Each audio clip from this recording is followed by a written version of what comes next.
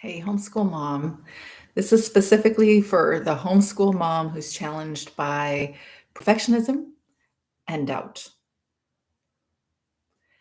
I'm going to share with you just 5 points or 5 thoughts that you might want to consider if you want to overcome doubt and if you want to get past perfectionism or you see that perfectionism is causing more trouble than it's worth. So, this Thursday, I'm going to be offering a free class 1 p.m. Pacific Standard Time called Reimagine Your Homeschool Life. Ask me for the registration link. All you have to do is type reimagine in a comment section down below or connect with me over on my website, capturingthecharmedlife.com, and I will make sure you get that registration link. That Reimagine Your Homeschool Life course class is partly this discussion. And I'm going to do some direct coaching with you after our class. If you show up live, you're going to have an opportunity to choose a gift, one of the resources that I'm going to give you as a gift. So the reason that perfectionism, I think, probably is a discussion point that I want to share with you is because I see repeatedly it being something that a lot of homeschool moms are challenged by. I was challenged by that. You can tell I'm not as challenged by it because you go through my house, you're like, wow, interesting. So you're okay with this. And I wasn't okay with imperfection. I wasn't okay with an untidy house.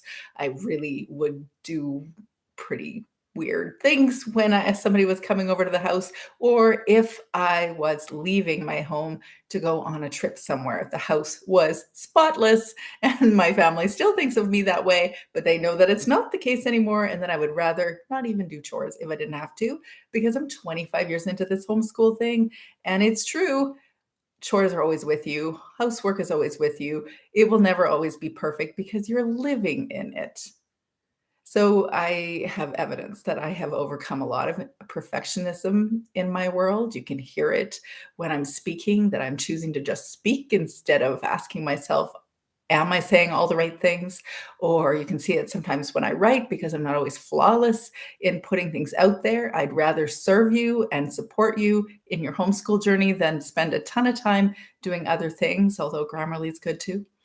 I have learned that perfectionism gets in the way of a lot of happiness, that we set ourselves up for this standard, this expectation that things have to go in a certain way, whether that's our homeschool routine, or that's just life and how people are relating to us, or how we're doing things in our lives, how we've chosen to create things. Depends if you've got an Etsy shop, or if you've got a homeschool routine, or if you're building something in the backyard, or scrapbooking. Is anybody scrapbooking?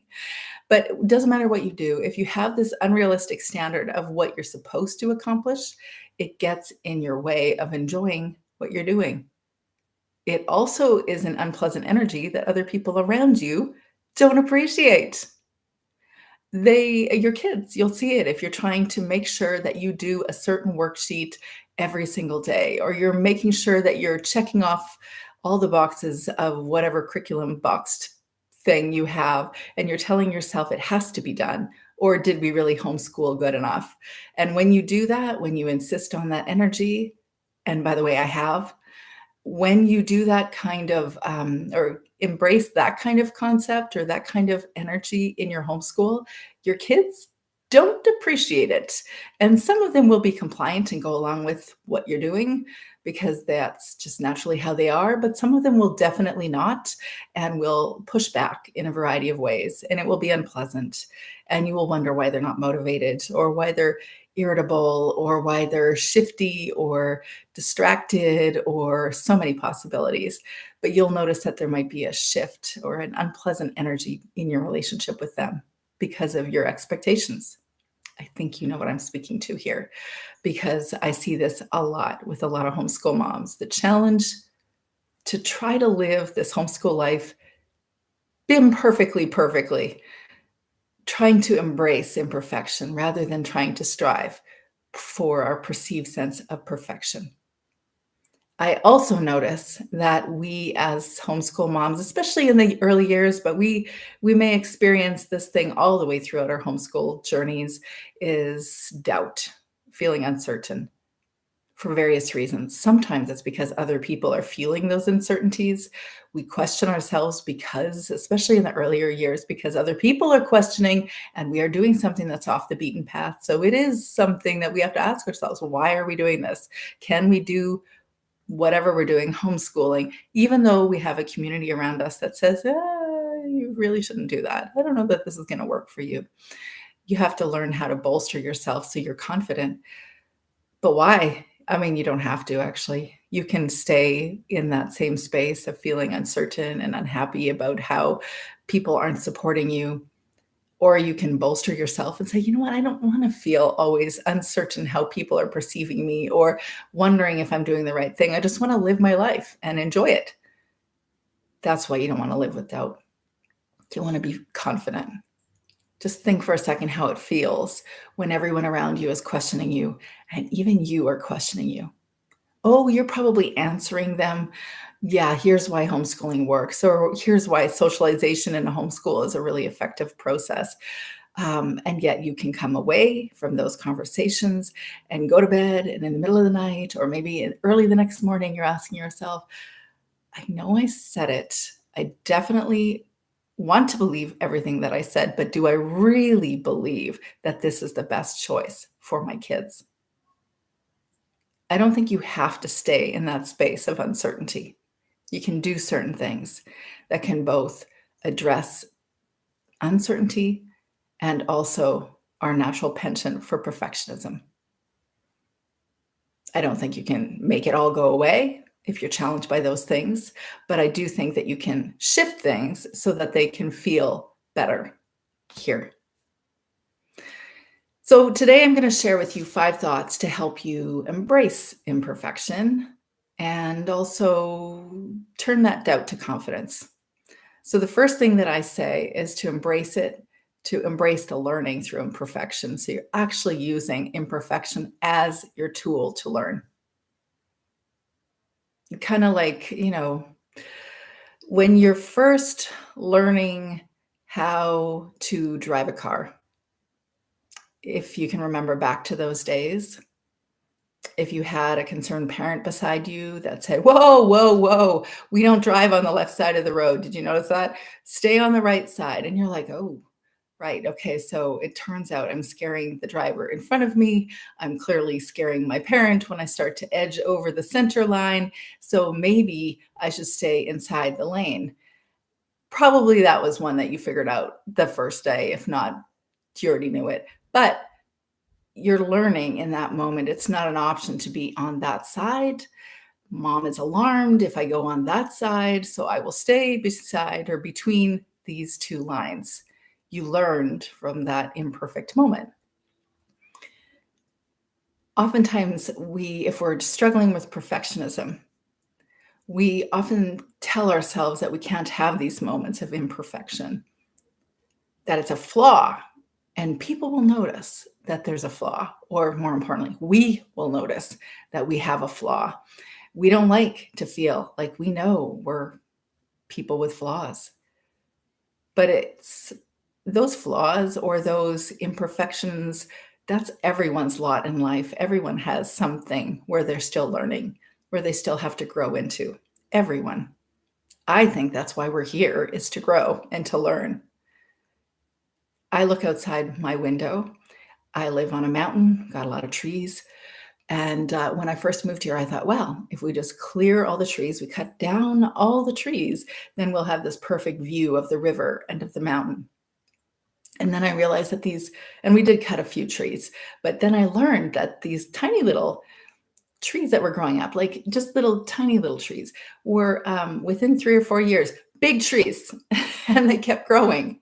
That everything in nature continues to grow. It grows, it dies, it goes dormant for a season, it absorbs fertilizer and water and sun, and then it comes to life again, and then it's green and it's beautiful and too hot outside. And it continues. Those seasons continue. And I think just like nature shows us that growth is a thing, we know, we can see that we're also part of the creation or part of what is out here. And so we also are on a journey to grow and to learn. When we know that, it can give us a little bit more acceptance to the fact that everyone is experiencing this growth trajectory. Everyone is on a growth journey. So where do you need to grow? The second thought that I have is to, instead of perfectionism, focus on progress. Are you noticing that you are growing in a certain area? Instead of aiming for perfection, you want to focus on progress. So when you sit your child down to a homeschool table or at the kitchen table and you say, okay, I'm going to teach you how to do a cursive lowercase b, you don't say to them, and now you have to know how to spell beautiful. Let's go. Beautiful. And you should have it all figured out. Now let's do an essay. You don't say, boom, learn B, learn beautiful, write essay. No, you see that they need to grow in their skills, in their cursive skills, to slowly practice, get their hands used to, this is a B, this is an L, this is a D. And then gradually, over the course of time, they learn how to write the word beautiful. Then they know how to write an essay. It happens over the course of time. It's called progress. So recognize when you are seeing, even no matter how small it is, a moment of progress, whether that's in your child or for you. The third thought I would share with you is to nurture self-compassion. Treat yourself with the same kindness and understanding that you would love to offer your children on your best days. Acknowledge that you are doing your best right now. Maybe you have something to learn, grow into, but you will. You will. You will continue to grow. You will continue to figure the things out that aren't working for you right now. So no matter how small they are, just make those small incremental steps to actually acknowledge it, though. Say to yourself, hey, do you know where you were last year? You weren't there. Like, I was just talking to a mom on Instagram Live, Justine at Learn and Live Letter. I'm saying that right. And she was sharing how in her first or her second pregnancy, she's pregnant with her third baby. And so she's in her second pregnancy. And she said, I could not plan my homeschool postpartum the way that I am intending to do it with my third child. I could not have done that in my second year because my second baby, because with my second baby, I would have said, nope, we're not going to stop our regularly scheduled program because I'm pregnant. I've been there. I've thought the same way. I've definitely tried to force through it. But she acknowledges that once upon a time, she couldn't have done something. And now she can. She has the capacity to say, you know, I'm probably going to have a lot more sleeplessness. I'm going to feel more stressed at times. I'm possibly going to feel overwhelmed at times. I have a job to do, and it isn't about creating this homeschool and this is all there is. There's life happening here. I'm pregnant. I'm having a baby, bringing life into the world, trying to figure out how to just make everybody survive from day to day. And so I'm going to take off a month. But she couldn't have done that with her second pregnancy. That is honoring or acknowledging those small wins. And it's also being kind and compassionate to ourselves, acknowledging that actually sometimes we just need a break or a shift in our regularly scheduled program. Now, to speak to confidence, I would say in order to empower your confidence in making your homeschool or life choices, I often think that we need to get really clear on why we're doing what we're doing. So, if you are a little uncertain as to why you're choosing homeschool or why you're doing something in your life, we can be kind of shaky. We can be uncertain. But when we're 100% certain that what we're doing is actually aligning with our values, with our kids' needs, or what our long-term aspirations are, then if we align that within us with our actual daily choices, like homeschooling or you fill in the blank, then we'll feel more confident.